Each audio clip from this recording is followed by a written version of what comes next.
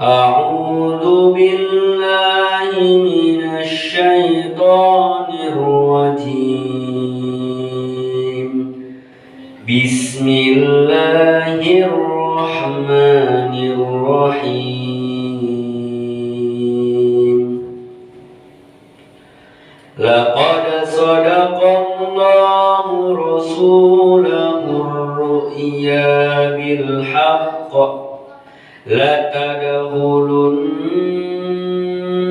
المسجد الحرام إن شاء الله آمنين محلقين رؤوسكم ومقصرين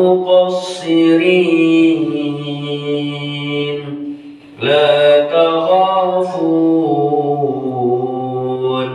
فعلم ما لم تعلموا فجعل من دون ذلك فتحا قريبا. هو الذي أرسل رسوله بالهدى ودين الحق ليظهره على الدين كله وكفى بالله شهيدا. محمد رسول الله والذين معه أشداء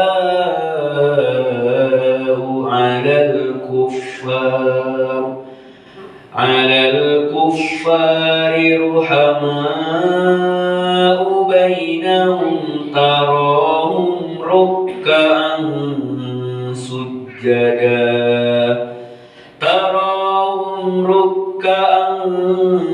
سجدا يبتغون فضلا من الله ورضوانا سيماهم في وجوههم من أثر السجود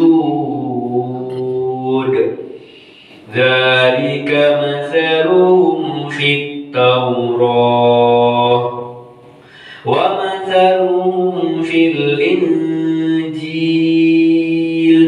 كزرع أخرج شطأه فآزره فاستغلظ فاستوى على سوقه يعجب الزراع ليغيظ بهم الكفار. وعد الله الذين آمنوا وعملوا الصالحات منهم مغفرة وأجرا عظيما. صدق الله العظيم. Wassalamualaikum warahmatullahi wabarakatuh. Sadaqallahul azim. Maha benar Allah dengan segala firman-Nya. Baiklah Bapak-bapak, Ibu-ibu, hadirin jamaah yang dimuliakan Allah. Berikut mari kita sama-sama kita dengarkan pengajian atau ceramah oleh Al-Ustadz Dr. Andes Haji Nazari Rozali. Untuk itu dengan segala hormat kami persilakan. Assalamualaikum warahmatullahi wabarakatuh.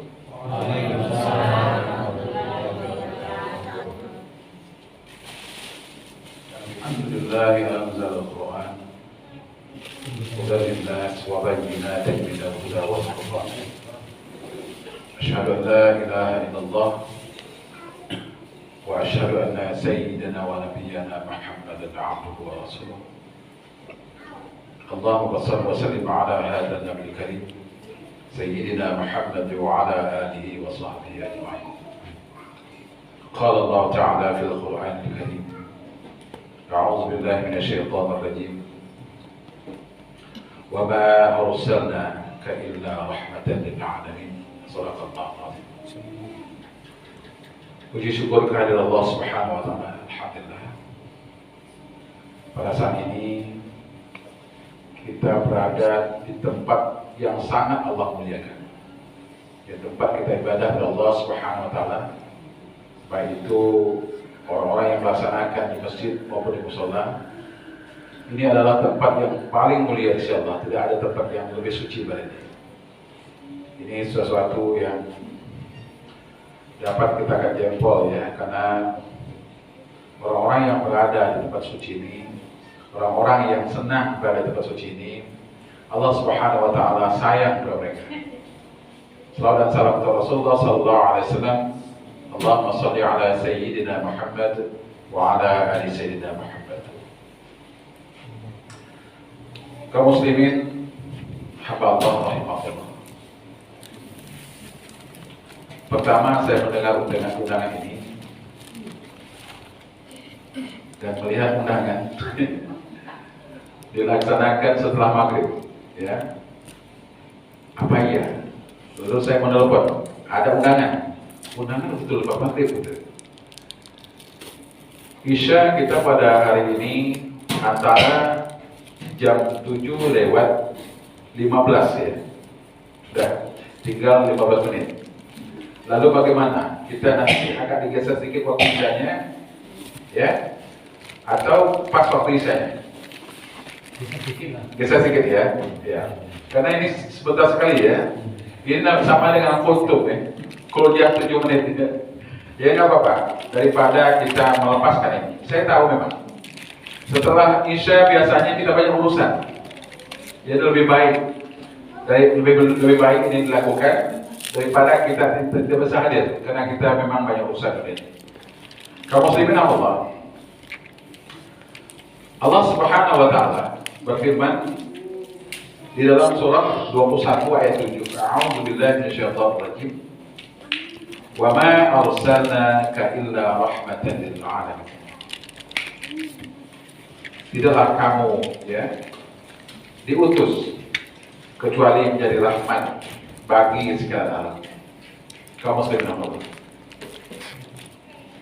Rahmat melimpah dimanapun berada saat ini.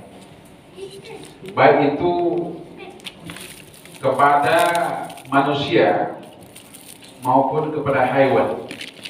Setelah Rasulullah SAW lahir, ya. Setelah Rasulullah SAW lahir, keistimewaan itu luar biasa. Bukan saja untuk orang atau umat Islam, tetapi non-Islam pun dapat rahmat itu. Ya, karena lahirnya Rasulullah SAW tidak pernah Rasulullah SAW itu memaksakan agama itu. Kalau dulu tidak melaksanakan agama, mereka lakukan perang. Ya, perang akan dilakukan. Tetapi semenjak Rasulullah SAW ini lahir, ya, kemudian disiarkan agama Islam ini, agama yang benar ini, setelah itu tidak ada perang lagi. La dina liman la aklalah, kemudian tidak ada paksaan dalam agama ini. Kaum muslimin Allah. Kemudian orang yang mendapatkan hidayah, pasti mereka itu taat kepada Allah Subhanahu wa taala. Yang tidak dapat hidayah, itu tidak akan dapat nur Allah Subhanahu wa taala. Kemudian tidak ada cahaya di hatinya, sehingga mereka tidak mau ke masjid walaupun rumahnya dekat dengan masjid. Ya, kalau sudah tidak ada cahaya di hatinya, di hati mereka, ya, dia sudah beragama Islam mulai lahir. Kalau Allah Subhanahu wa taala tidak berikan hidayah, tidak akan sampai ke musola ini, pasti tidak akan sampai. Karena Allah Subhanahu wa taala dalam ayat menyebutkan, Innallaha yahdi man yasha. Allah menunjuk siapa saja yang dikehendakinya. Nah, kita tahu itu, ya, kita tahu itu. Kemudian Rahman dan Rahimnya Allah Subhanahu wa taala itu, maka ketika kita baca Bismillahirrahmanirrahim, ada Rahman, ada Rahim. Kenapa dua? Kenapa Allah tak katakan Bismillahirrahmanirrahim, tapi ada Rahman? Ada Rahman. Rahman itu kasih sayang Allah apa? Rahman itu Bismillah, dengan nama Allah yang Maha Pengasih. Semua manusia Allah kasih, baik orang Islam maupun non-Islam. Allah kasih. Semuanya Allah kasih. Coba kita lihat. Orang Islam tidak sholat, rezekinya bagus. Ya, orang Islam yang sholat bagus juga. Orang non-Islam tidak sholat, mereka dibagi Allah juga rezeki. Banyak. Kita melihat orang-orang non-Islam, mereka tidak beragama Islam, tapi Allah Subhanahu wa Ta'ala tidak mengurangi rezekinya. Coba ingat kata Allah Subhanahu wa Ta'ala, ya, sungguhnya Allah Subhanahu wa Ta'ala innama numli lahum liyazdadu isma. Sengaja aku beri tangguh mereka itu, ya, mereka tidak sholat, malah mereka syirik pada Allah Subhanahu wa Ta'ala, tapi rezeki Allah lancar saja pada dia. Lancar saja, tapi Allah Subhanahu wa Ta'ala menyebutkan wa ma numli lahum liyazdadu isma. Sengaja aku beri tangguh mereka, umurnya panjang, aku berikan rezeki supaya bertambah-tambah dosa mereka. Ini juga adalah satu daripada hal yang Allah Subhanahu wa Ta'ala juga ingin menguji umat Islam itu. Umat Islam itu diuji, ya, sebab kata Allah Subhanahu wa Ta'ala bahwa kamu tidak hanya mengatakan oh aku ini beriman sebelum Allah uji. Allah tetap uji kita, ya. Dengan ujian salah satunya adalah rahman Allah Subhanahu wa Ta'ala diberikan rezeki kepada siapa saja walaupun dia tidak ibadah, tapi Allah tetap memberikan rahman. Ya, tetap berikan rezeki pada dia, tetapi menjadi ujian bagi kita. Kenapa? Tetangga kita, ya, ini contoh saja. Misalnya, kalau ada tetangga kita tidak sholat, tidak pandai juga bermasyarakat, tapi rezekinya bagus. Ini akan goyah iman ini, akan goyah iman kita. Kita sholat, rajin ibadah, sholat subuh bersama-sama rajin, tapi rezeki kita kok payah gitu. Ya, Allah akan uji kita. Lalu kita berpikir ketika itu, kalau iman kita kurang, maka berpikir, ini agama apa yang benar nih? Mereka agama tak jelas, tapi rezekinya bagus, ya. Lalu iman kita jadi goyah. Ketika itu kita memilih dua hal, saya sholat lagi atau tidak, ya? Jadi Allah Subhanahu wa Ta'ala tidak akan membiarkan kita mengatakan beriman sebelum Allah uji. Ingat itu. Ini banyak orang yang terjerat di sini. Terjerat kenapa? Dia lihat tetangganya tidak sholat, dilihat tetangganya orang kafir, tetapi mereka Allah Subhanahu wa Ta'ala berikan banyak rezeki, tetapi rezekinya luar biasa. Ya, ingat, ini menjadi salah satu pemikiran kita, ya, pemikiran kami juga. Para paling berdoa. Kenapa? Karena di antara orang-orang yang masih goyah imannya pada waktu itu, mereka akan istirahat ibadah. Ini yang ditakutkan. Oleh karena itu, sebenarnya bagi kita orang Islam tidak begitu. A'udzubillahi minasyaitonir rajim. Wa may ya'mal mithqala dzarratin khairan yarah wa may ya'mal mithqala dzarratin syarran yarah. Ya. Takut kita kalau mengambil harta dunia ini banyak-banyak, kita ambil harta dunia ini banyak-banyak, ya, takut nanti di akhirat bagaimana mempertanggungjawabkannya. Ini akan dipertanggungjawabkan. Jadi jangan mentang-mentang kita kaya lalu berbangga hati, jangan. Hal ini pasti akan ditanya. Wa may ya'mal mithqala dzarratin khairan yarah wa may ya'mal mithqala dzarratin syarran yarah, akan ditanya. Ya, oleh karena itu Maulid Nabi juga adalah ada di antara mereka yang menyatakan ini bid'ah, ini dosa. Kenapa? Rasulullah tidak pernah memerintahkan. Rasulullah tidak pernah memerintahkan. Karena Rasulullah pun tidak pernah berbuat. Ada orang yang keras terhadap Maulid Nabi ini. Kenapa? Hal itu tidak pernah disuruh oleh Rasulullah SAW. Makanya para ulama banyak menyebutkan bid'ah itu ada terbagi dua, ada bid'ah dhalalah dan bid'ah hasanah. Bid'ah dhalalah itu misalnya sholat 5 waktu jadi 6 waktu, sholat subuh 2 rakaat jadi 4 rakaat, itu bid'ah. Tetapi perbuatan ini tidak, itu bid'ah hasanah, baik untuk kita. Kenapa? Dengan adanya acara ini, acara Maulid Nabi SAW ini, ya, kita lebih tahu tentang Rasulullah SAW. Ya, kita tahu siapa ibunya, siapa bapaknya, dari keturunan mana dia. Jelas benar, semua agama Islam ini jelas. Tidak ada yang tersembunyi, transparan betul. Ya, seperti Rasulullah SAW. Anak siapa? Bapak siapa namanya? Abdullah. Abdullah anak siapa? Abu Talib. Abu Talib siapa bapaknya?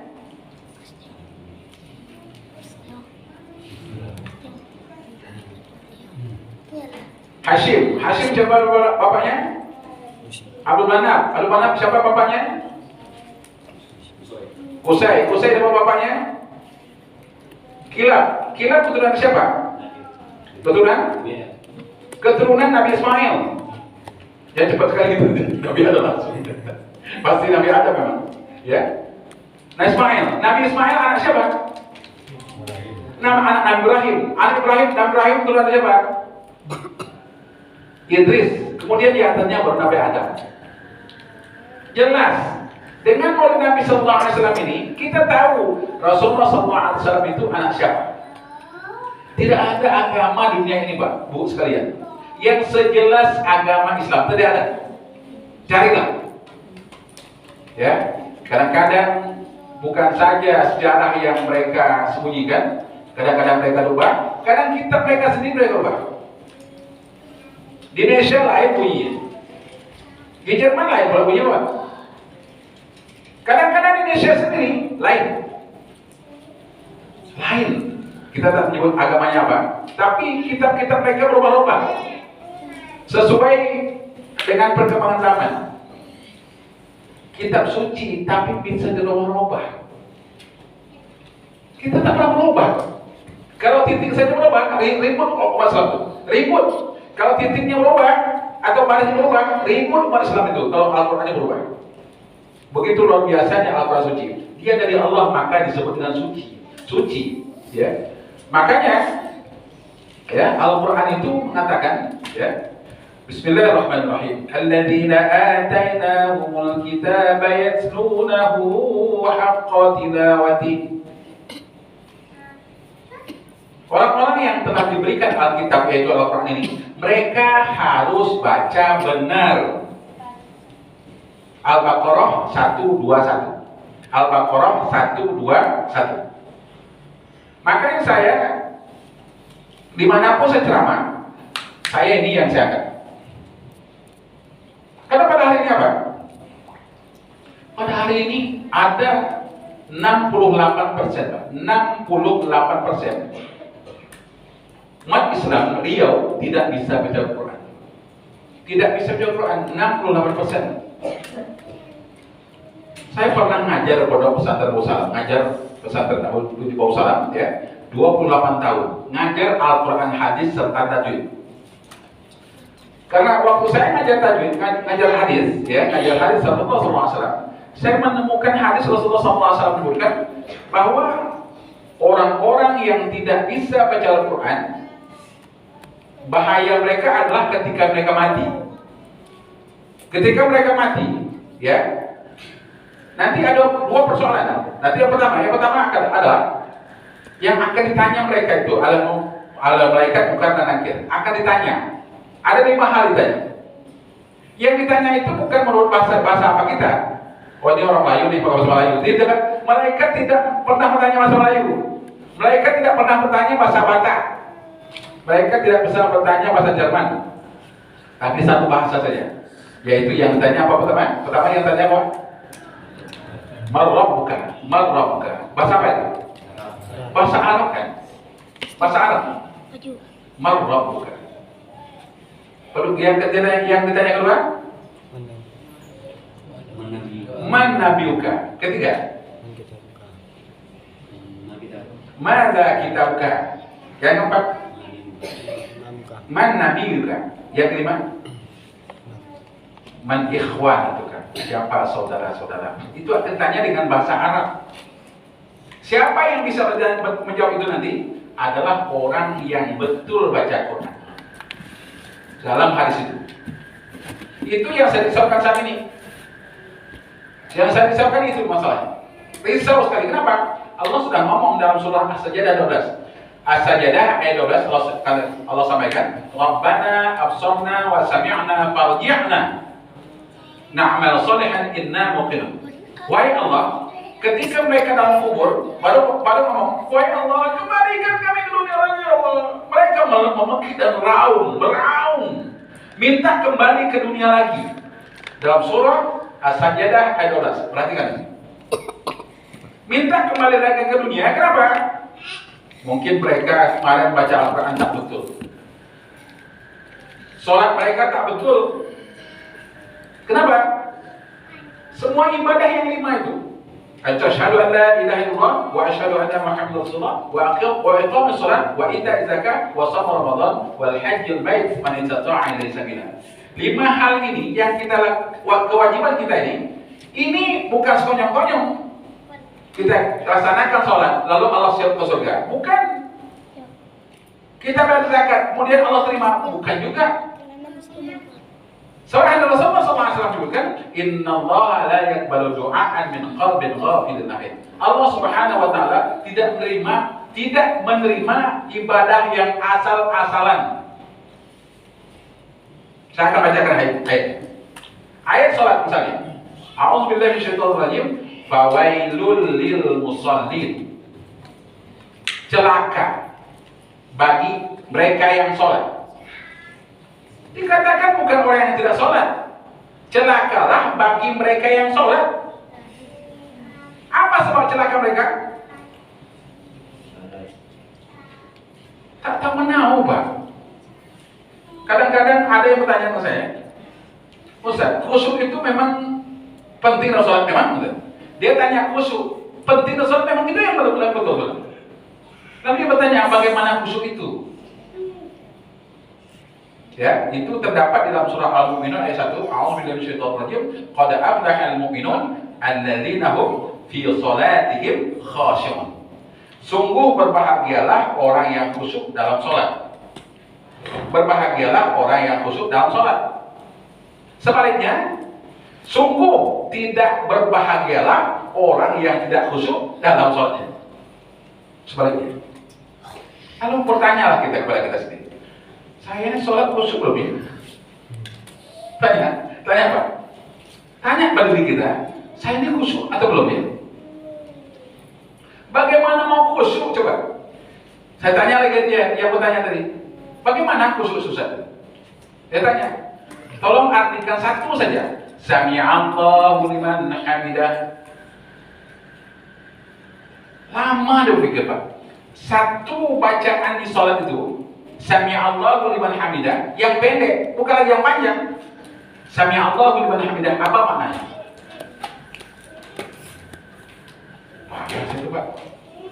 Bagaimana yang lain? Yang pendek saja, Sami'allahu liman hamidah pun tak tahu.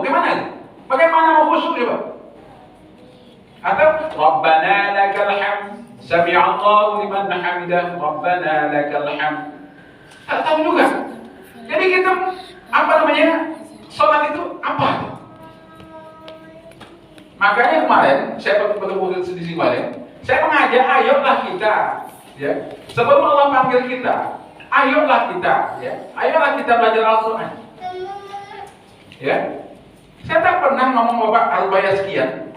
Malah saya ke Bengkalis, Bu, Bapak sekalian, saya ke Bengkalis 2 kali sebulan, ke Bengkalis, pakai mobil saya sendiri, pakai minyak saya sendiri, bayar PRI sendiri, dan pulang hanya ucapkan terima kasih, Pak. Kenapa? Saya tidak mengharapkan itu. Saya minta mereka hadir saja, saya sudah puas. Ke Bengkalis, Pak, 2 kali sebulan. Saya lakukan itu. Mobilnya bukan mobil biasa, mobil Avanza atau mobil Agya, mobil Blazer. Tahu minyaknya kan? Tahu minyaknya? Itu yang saya bawa, Pak. Kenapa saya bawa mobil Blazer? Karena dia enak dibawa. Kalau melanggar-langgar tempat-tempat apa, lubang-lubang itu langgar dia aja. Itu saya suka. Itu saya bawa, Pak. Kenapa? Saya ini sudah 54 tahun, Pak. Kalau ikut umur Rasulullah, tinggal 9 tahun, 9 tahun. Siang malam. Itu pun kalau sampai umur 63 tahun. Kalau tidak, saya ingin, Pak, agar umur saya ini dapat menambah ibadah. Jadi jangan pikirkan bagaimana bayar saya. Ayolah, subuh hari. Saya kosong itu hari Kamis malam Jumat. Tapi hari Minggu, Senin, Selasa, saya ke Bengkalis. Itu terus saya lakukan. Ya, terus saya lakukan. Kenapa? Saya bertemu imam, bukan makmum, imam. Imam itu yang pertama qori kan? Syarat pertama imam itu qori kan? Orang yang betul baca Quran. Saya tanya imam, tolong sebutkan saya matabi'i. Ada 4 macam ciri matabi'i, corong 1 saja ciri khas matabi'i.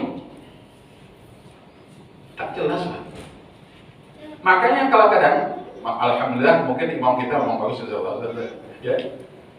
Kadang-kadang kita imam ini, kalau yang sir yang tak berbunyi, tahu yang berbunyi, zuhur asar tak bunyi kan, rakaat ketiga keempat tak bunyi kan. Kadang-kadang belum kita baca selesai Al-Fatihah, baru iyyaka na'budu wa iyyaka nasta'in, dia nggak selesai, dalam kok. Lari berapa itu, coba? Dan yang bacaan yang cepat itu pasti tidak betul. Ya pasti tidak betul. Saya dapat pastikan itu. Ya. Saya dapat pastikan tidak betul. Kenapa? Di dalam itu ada mat. Mat yang panjang pendeknya tidak boleh kurang, ada yang tidak boleh kurang daripada 5 rakaat minimal. 5 rakaat, seperti mat wajib. Seperti mat nanti musallal kilbi. Ya. Itu tidak boleh kurang daripada 5 rakaat minimal. Tapi kadang-kadang kita baca, saya kadang-kadang suka sholat, kadang-kadang berjalan, jumpa masjid, azan, saya singgah. Ketika saya sholat belakang mereka, saya pakai biasa saja, mereka tak kenal saya. Iyyaka na'budu wa iyyaka nasta'in, saya baca Al-Fatihah itu. Karena mereka dah ruku, dah sujud. Allahu Akbar. Imam, Pak, imam. Kenapa saya ke Bengkalis itu hanya beri pelatihan para imam masjid, dan pelatihan itu tidak cukup sekali. Tidak cukup sekali. Sudah berapa kali itu ya? Saya lupa ada berapa kali. Tapi yang jelas tidak bisa sekali, 2 kali tak bisa. Ya. Sebab Al-Quran, memasukkan Al-Quran dalam hati kita bukan mudah, Pak. Dan imam ini adalah satu patokan. Sama dengan supir bus. Kalau dia membawa kita ke tujuan selamatlah kita. Imam. Tapi kalau imam dia masuk jurang, 1 orang masuk jurang imam, kira-kira penumpang bus masuk juga. Jadi makanya imam itu punya syarat. Kalau kita mungkin di belakang itu bisa ditutup oleh imam, tapi imam sendiri punya syarat. Jadi di Bengkalis itu saya membina 10 masjid, ya, dan mereka giliran masjid mereka, ya, dan mereka alhamdulillah mau datang. Kenapa? Saya betul datang ingin memberikan pengetahuan, sehingga saya katakan jangan pikirkan saya. Bagaimana saya datang ke Bengkalis, jangan pikirkan itu, ya, jangan pikirkan. Tapi yang jelas saya minta bapak, ibu bisa hadir, bapak bisa hadir, dan alhamdulillah mereka semangat. Jadi begitu, tidak ada niat mereka harus bayar. Ya, kenapa? Agama Sebenarnya di zaman Rasulullah SAW ada para mubalik dan mubalik waktu itu, dia datang. Itu pergi berhari-hari, ya. Kemudian sampai tempat itu dibunuh, Pak. Sekarang ini paling senang, Pak. Paling senang. Kalau dia naik mobil angkot, ada AC-nya, ya, dan sebagainya. Kalau dulu Pak sulit, saya bayangkan itu karena saya dulu jurusan dakwah di Usludin, jurusan dakwah di IAIN. Saya tahu betul bagaimana sejarah para tabi'in ya atau para sahabat Rasulullah SAW menyiarkan agama itu dengan begitu susahnya. Ya, cuma saya minta kepada mereka, imam-imam itu tolong doakan saya sehat selalu, doa selalu, Allah Subhanahu Wa Taala berikan rezeki saya, dan insyaallah saya datang setiap sebulan 2 kali. Jadi saya katakan kepada mereka. Jadi persoalan Al-Quran ini, ya, ini bukan persoalan yang dianggap sepele. Karena Allah Subhanahu Wa Taala menyebutkan di dalam surah As-Sajdah 12 menyebutkan bahwa ada di antara kita nanti yang minta kepada Allah kembalikan ke dunia lagi, Pak. Kembalikan. Mereka minta itu menangis, Pak. Menangis dengan tangis yang luar biasa. Minta kepada Allah, minta kembalikan ke dunia. Kenapa? Ibadah kita rupanya fawailul lil musallin. Celakalah bagi yang sholat. Kenapa, Bapak? Karena tak mengerti. Tak mengerti apa sujud, apa tidak, bacaan dan sebagainya. Mereka tak mengerti. Jadi nanti kalau saya datang, saya akan berikan apa makna daripada bacaan yang kita baca. Kemudian masalah wudu yang betul bagaimana? Ada ayat Allah Subhanahu Wa Taala Al-Maidah 6. A'udzu billahi minasyaitonir rajim. Ya ayyuhalladzina amanu idza qumtum ila shalah faghsilu wujuhakum. Yang wajah itu betul kita jelaskan. Wajah itu yang mana? Wa aydiyakum ilal marafiq. Tanganmu sampai ke siku. Saya kenapa saya sampaikan betul detail ini? Karena banyak saya lihat kita wudu itu bukan dari tangan sampai siku, dari siku sampai ke tangan. Itu maknanya ada, bukan asal-asal Allah katakan itu. Dari tangan sampai ke siku itu supaya apa? Supaya celah-celah ini masuk air dan kita masuk air. Kalau begini kira-kira masuk air? Tidak. Maka Rasulullah SAW menyebutkan bahwa ketika kamu berwudu, Allah Subhanahu Wa Taala akan ampuni dosamu sampai ke celah-celah kuku. Rasulullah katakan. Karena itu bukan hal yang Allah Subhanahu Wa Taala suruh ibadah, yang bukan asal sholat, rukuk, sujud, bukan, tapi mengandung makna yang luar biasa. Dan itu perlu waktu yang panjang. Perlu pertemuan berkali-kali baru kita mengerti bagaimana ibadah.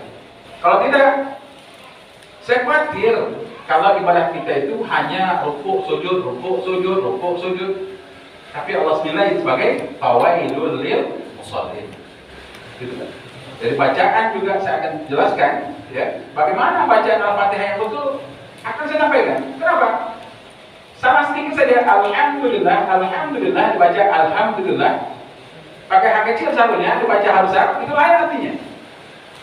Alhamdulillah segala puji bagi Allah, alhamdulillah segala mata untuk Allah. Kita hina Allah terus. Setiap sholat kita hina Allah terus. Allah suruh kita memuji Dia. Alhamdulillah, hak kecil. Kita baca hak besar, alhamdulillah. Artinya beda lagi. Ya. Satu, yang kedua, iyyaka na'budu wa iyya. Bukan iya. Iya. Karena ada tasdid itu. Apa beda artinya? Kalau iya kita baca, kalau iyyaka na'budu wa iyyaka nasta'in artinya hanya kepada Engkau aku menyembah, hanya kepada Engkau aku mohon pertolongan. Iya. Kalau kita baca iya saja, iya, itu lain artinya. Iya itu artinya matahari. Matahari Engkau tempat aku menyembah, matahari Engkau tempat aku mohon pertolongan. Kemudian siratal ladzi, siratal ladzi. Sirat itu artinya jalan. Kalau sir tersembunyi artinya.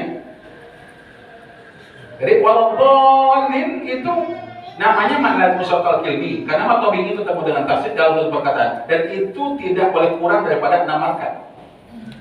Kadang-kadang maaf imam ini yang seseru, saya banyak menyampaikan tentang imam. Kadang saya merasakan ketika dia sholat jahar, baca kuat, dia baca waladhdallin, amin. Ketika dia baca jahar, ketika dia baca rakaat keempat, waladhdallin, amin. Padahal itu mat tidak boleh kurang daripada 5 rakaat. Baca 2 rakaat. Jangan dikatakan mat itu tidak membawa hati. Contoh, amin tadi, amin. Waladhdallin, amin. Kita amin itu ada 4 macam. Saya dengar di mana-mana sholat. Saya dengar ada 4 macam orang baca. Ada amin, A-nya itu panjang, amin, A-nya panjang, min itu panjang. Itu artinya apa? Aman-aman saja. Apalagi ada orang baca amin di tasdidnya mem di tasdid amin, itu artinya mengunjungi artinya. Ada yang malas baca amin, malas baca banyak amin, itu dapat dipercaya. Sebab Rasulullah SAW al-amin dapat dipercaya. Beda artinya tentang panjang pendek. Jadi jangan katakan panjang pendek tak merubah arti, bisa merubah arti. Yang betul itu adalah A-nya itu badal. A-nya itu badal, 2 harakat. Min itu mata arti sukun. Mata sukun itu boleh 2 harakat, boleh 4 harakat, boleh 6 harakat. Jadi semua itu kita harus paham benar. Sehingga apa? Sehingga apa yang kita tuju, kita sholat ini betul-betul berhasil. Kata Allah Subhanahu wa taala, "Utlu ma uhiya ilaika minal kitab." Baca apa-apa yang turun Allah dalam Al-Qur'an. Ya, dalam Al-Qur'an dalam surah Al-Ankabut 45. Inna sholata tanha 'anil fahsya'i wal munkar. Salat itu dapat mencegah perbuatan keji dan munkar. Tapi Allah Subhanahu wa taala suruh baca, pelajari, simak. Apa yang tak jelas tanya. Ya. Apa yang tak jelas tanya. Ya. Jadi salat itu takut saya bahwa ibadah kita itu takut simbolisasi saja, bukan ibadah yang betul-betul menurut Allah Subhanahu wa taala. Ya. Satu hal saya tanya lagi. Ketika kita asyhadu an la ilaha illallah, kita mengangkat tangan kan? Tangan kita bergerak kan, asyhadu an. Tapi kalau orang-orang apa, salafi tidak, mereka goyang-goyang.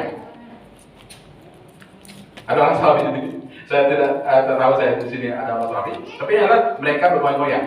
Saya pernah nanya orang salafi sendiri, kenapa goyang-goyang? Karena memukul setan, gitu. Memukul setan. Kamu sakal saya memukul setan ini. Ini memukul setan. Nah, nanti akan saya jelaskan kenapa kita asyhadu an la ilaha illallah. Kita salat itu bukan hanya mulut, bukan hanya bacaan, ya.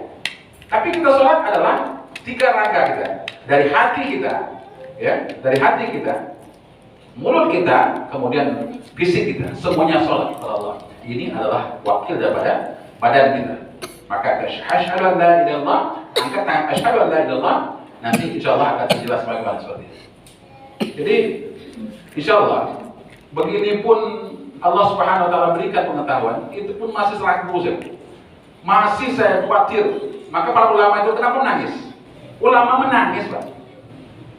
Dia ulama, tapi menangis. Menangis apa itu? Menangis kalau ibadahnya itu tidak dari Allah. Ya, mereka ulama, Pak.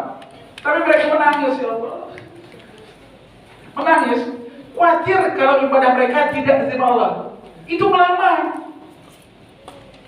Bagaimana kita coba? Ya oleh karena itu saya membawa buku saya. Saya sengaja. Saya dulu ngajar pondok pesantren Darul Salam itu 28 tahun. Saya dapat pengalaman. Ada buku ini. Ini sengaja saya buat. Memikirkan orang-orang yang tidak bisa baca Quran sampai dia meninggal. Maka pernah saya ngomong, jangan meninggal dulu. Ini kan bahasa yang tidak betul nih, tidak betul, bahasa yang tidak betul nih. Tapi saya sampaikan, jangan meninggal dulu sebelum bisa baca Quran. Kan tak betul, Pak? Betul tidak? Tak betul. Kenapa tak betul? Kita tak tahu kapan meninggal, Allah yang memberikan takdir kan? Tapi saya kayak begitu. Jangan mati dulu sebelum bisa betul baca Quran. Jadi buku ini sudah diuji oleh Pak Mahyudin, kepala agama yang sekarang. Dia pun melihat waktu itu 2 jam bisa di Quran, bisa di Quran. Langsung dikatakan, Ustaz, kita dulu setahun baru bisa di Quran. Ustaz bisa dalam 2 jam. Karena dia berkata demikian, maka saya saudara begitu. Pak, di buku, cara begini ini, tolong cari orang yang tidak bisa di Quran, yang tidak bisa baca Quran sama sekali. Bilang, caranya kalau Bapak tepat mengajarkannya, insya Allah bisa. Dibawa buku kita, Pak. Dibawanya. Tak berlama dipanggil saya. Kata-kata yang pertama timbul yang keluar dari mulut dia, iya pula ya katanya. Kata-kata yang keluar dari mulutnya, iya pula ya. Bahasa Melayu ya. Kenapa? Saya khawatir benar orang tak bisa Quran itu. Kemudian mendadak mati, bahaya sekali. Tapi sebenarnya Quran coba, dia Islam, tapi sebenarnya Quran pedomannya. Maka Allah Subhanahu wa taala akan bertanya nanti lewat malaikat yang mengadap nakir dan mereka tidak dapat jawab. Marah buka, mana biuka, mana kita buka, aina tu berlaku sama ikhwan buka, mereka tak bisa jawab karena mereka tidak bisa dipercaya. Yang kedua, saya bikin buku tajwid ini. Ini juga apa? Saya buat, sengaja saya buat buku tajwid ini. Terus terang, jangankan orang umum, Pak, orang awam. Maaf, saya membalikkan menepuk air diulang sekarang. Saya ngajar di MDI itu kan? Saya ngajar. Karena tidak semua, tapi banyak sekali tak mengerti tentang tajwid. Waktu itu ketua MDI manggil saya, Ustaz, nampaknya Ustaz harus turun tangan, berikan pengetahuan tajwid kepada mereka di MDI. Lalu saya datang, saya hadapi Ustaz nih, yang saya hadapi Ustaz. Bahaya nanti kalau ditanya-tanya hajab saya nanti itu tanya. Lalu sebelum saya ngajar, saya tanya 2 hal. Kalau bisa 2 hal dijawab, saya tak ngajar. Kalau bisa jawab 2 hal ini, saya tak ngajar. Kan Bapak tak bisa. Tapi tak bisa jawab 2 hal ini, saya ngajar. Karena Ustaz yang saya dapat, saya tanya dulu. Yang tanya apa pertama? Yang pertama saya tanya, apa perbedaan idgham bi gunnah dan izhar wajib? Itu mah harus tulis kan. Apa perbedaan antara idgham bi gunnah dan izhar wajib? Terdiam. Saya beri waktu 5 menit. Tak boleh jawab. Nah, oke. Itu yang sulit. Sekarang yang mudah. Matobini itu ada 4 ciri khasnya. Tolong sebutkan satu saja ciri khas matobini. Yang pakai alif susah. Nah, sudah. Saya ngajar. Saya ngajarin, saya uji dulu mereka, Pak. Kalau mereka dapat jawab, tentu mereka tidak bisa. Kenapa saya ajar lagi? Maka saya tanya dulu. Ya, insya Allah buku tajwid ini saya buat karena saya ngajar tajwid itu 28 tahun di Pesantren Salam. Kenapa? Buku-buku yang ada di sekarang ini, buku tajwid yang ada sekarang ini, ya, mereka sulit sekali membedakan mana wajib, mana majais. Mana majais? Dalam buku ini saya jelaskan. Paham saja matobi, pahamkan dulu matobi, lepas itu nanti mudah memahami yang lain. Misalnya, matobi bertemu dengan alif, majais. Matobi bertemu hamzah, mad wajib. Matobi berada pada waqaf, mad alif sukun. Matobi ketika bertemu dengan tasdid, mad lazim mustaqal kirmi. Tapi pahamkan dulu matobi. Kalau buku-buku lain, mereka menjelaskan ada mufasil, majais mufasil, mad wajib muttasil. Muttasil berhubungan, mufasil terpisah. Lalu kita baca Quran. Ada nampak mat. Ini terpisah atau berhubungan ya? Bisa nggak? Tak bisa. Tapi kalau saya jelaskan, azan saja tahu matobi ini bertemu dengan alif, berarti majais. Pasti majais. Ini boleh 2 harakat, boleh 4 harakat, boleh 0. Ini matobi bertemu dengan hamzah. Misalnya, hamzah itu misalnya idza jaa nasrullahi wal fath. Jaa itu adalah mad wajib. Tidak boleh kurang daripada 5 harakat minimal 5. Oleh karena itu saya katakan ini wajib. Kita memang sering mendengarkan ceramah, itu bagus sekali. Tapi ceramah itu kan, ya, ilmu memang, tapi tidak dapat mengambil. Kalau ceramah itu paling mengajak orang sholat, mengajak zakat, ngajak haji kalau mampu, itu saja. Tapi detailnya ibadah dalam sholat, dalam ceramah tidak ada. Jadi saya mengajak Bapak sekalian, tapi saya hanya 1 waktu saja sekarang ini. Karena itu pun sudah ada sebenarnya, tapi sudah 2 tahun mereka katakan mereka insya Allah bisa. Sudah bisa saya ceritakan lah, sudah 2 tahun Pak. Sebab belajar tajwid ini perlu waktu 2 tahun kalau seminggu sekali. Pertemuan seminggu sekali, saya minta waktu 2 tahun Pak. Kalau bisa. Kalau Bapak istiqomah ya dalam belajar ini insya Allah dapat. Jadi tidak ada istilah kami dah tua payahnya, tak ada istilah. Maka Rasulullah SAW menyebutkan utlubul ilma minal mahdi ilal lahdi. Tuntunlah ilmu dari ayunan sampai ke liang lahat. Tak ada batas. Tidak ada batas kita kecuali mati.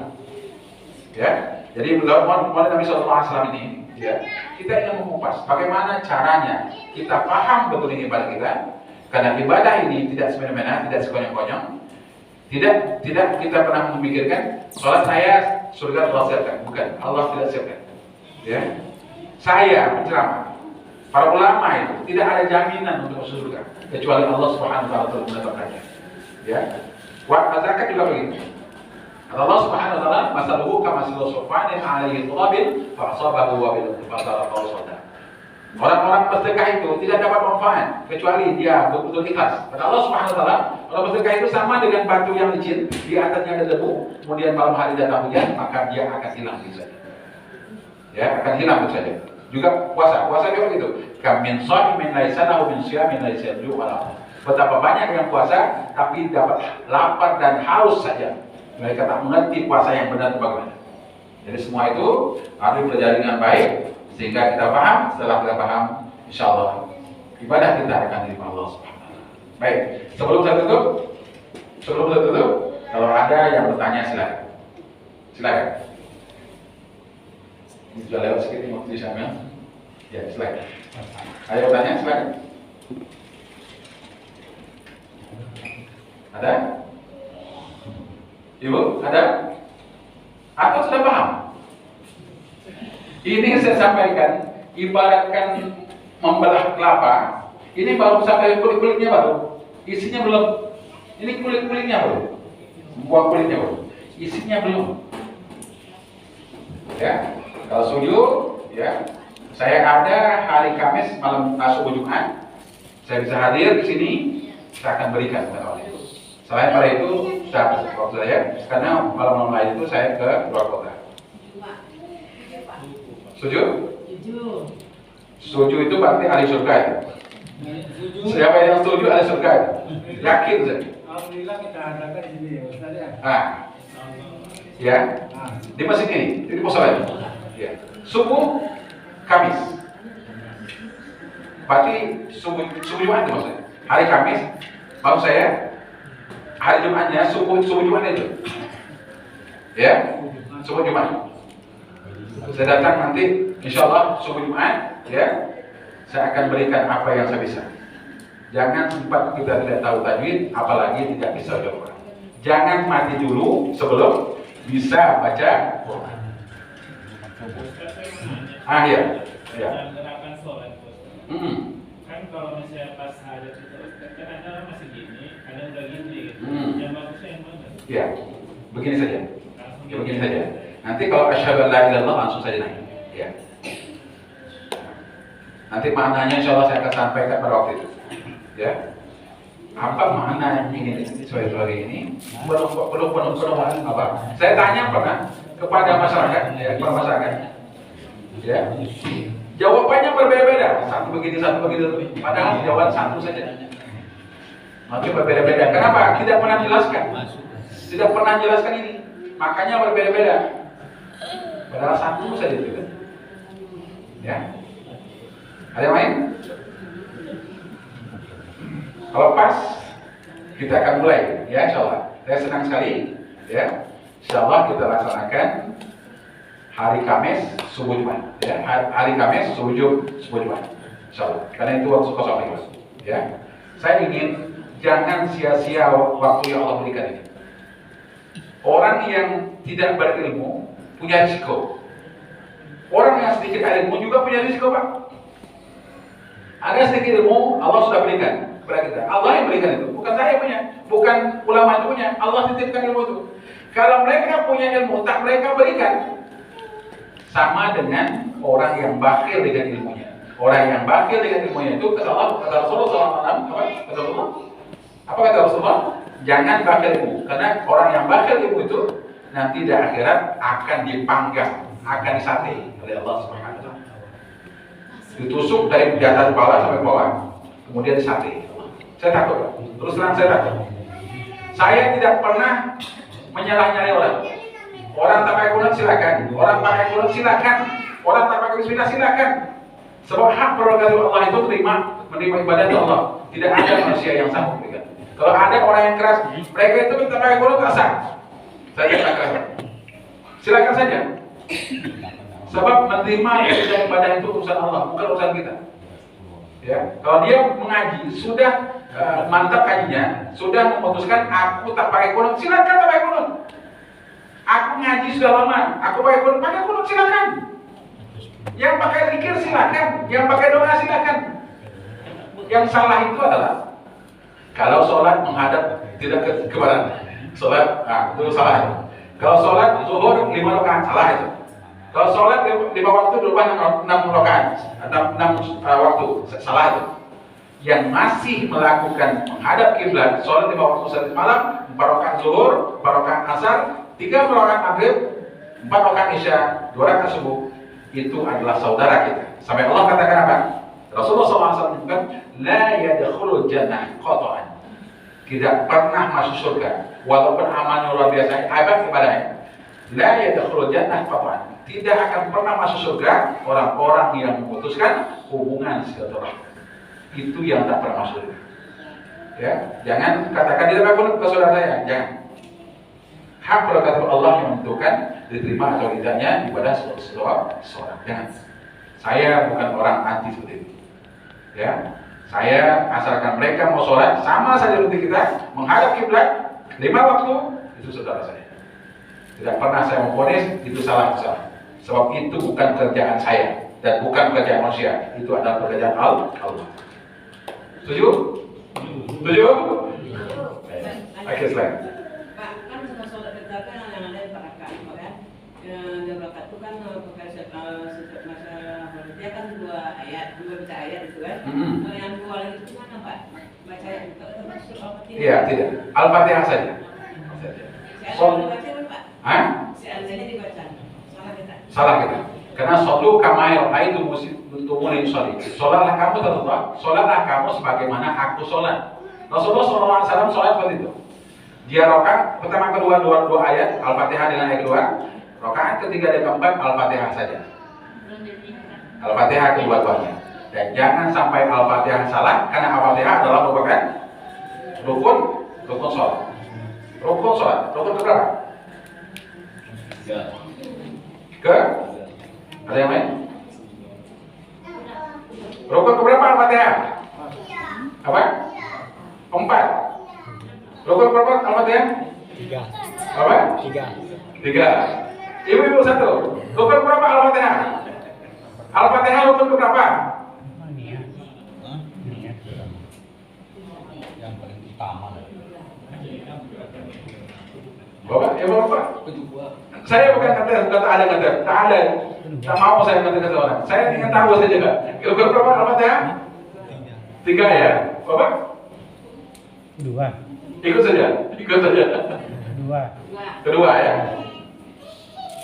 Kita urutkan ya, kita urutkan.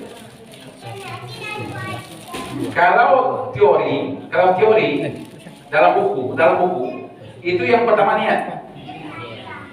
Dalam buku. Kalau praktek niat dulu atau berdiri dulu? Berdiri dulu. Niat dulu atau berdiri dulu? Ibu-ibu niat dulu atau berdiri dulu? Niat dulu lah. Jadi praktek. Ya praktek berdiri dulu baru niat. Niat dulu lah. Ya. Berdiri dulu atau niat? Niat dulu, niat. Nah ini dalam praktek. Dalam apa sehari-harian. Kita berdiri dulu baru niat kan? Nah kalau dalam buku niat dulu baru. Keduanya benar. Ya. Yang pertama niat, yang paling penting itu niat pertama. Kedua, berdiri. Bagi yang mampu tidak boleh duduk. Kalau sengaja duduk, aku malah hari ini berdiri duduk, malah hari ini berdiri duduk saja. Sah atau tidak? Tidak sah. Tidak sah kan? Berarti yang kedua berdiri. Yang ketiga, takbir. Kita takbir, langsung alhamdulillah. Sah tidak soalnya? Tidak. Takbir yang ketiga. Yang keempat? Al-Fatihah. Berarti Al-Fatihah yang keempat. Sepakat ya? Oke, kalau besok dia tanya, Al-Fatihah rukun berapa? Rukun keempat. Ya. Jangan ketiga kedua lagi. Karena kita perlu niat, perlu berdiri, perlu takbir untuk Islam, baru Al-Fatihah. Ya oleh karena itu saya sampaikan kepada kita Buku ini ada di YouTube, ya. Tata caranya ada di YouTube. Nanti buka, yang merah ini ada warna merah, metode Haqqi. Metode Haqqi itu H itu hidayah, Q itu Quran, hidayah itu Quran. Buka di YouTube, ya. Buka di YouTube. Nanti akan terbuka bagaimana cara belajarnya, ya, insyaallah. Kemudian apa namanya, tajwid ini dia bisa baca memang, tapi tajwid dia bisa belajar sendiri. Dia perlu ada guru, ya. Demikian. Kalau tidak ada pertanyaan, insyaallah Kamis malam Jumat besok kita akan mulai belajar, ya. Assalamualaikum warahmatullahi wabarakatuh.